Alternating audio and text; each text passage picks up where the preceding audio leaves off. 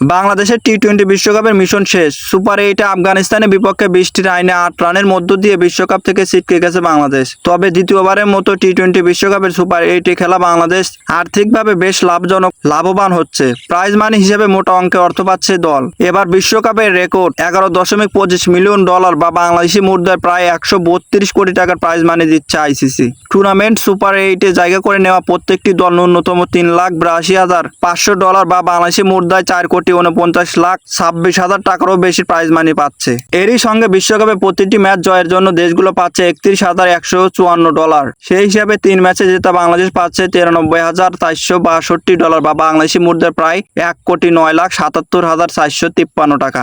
Group পর্বে 3 match জয়ে এই সুপার 8-এ ওঠার প্রাইজ মানি হিসেবে বাংলাদেশের পকেটে ঢুকছে প্রায় $4,75,962, বাংলাদেশি মুদ্রায় 5,59,00,000 টাকারও বেশি।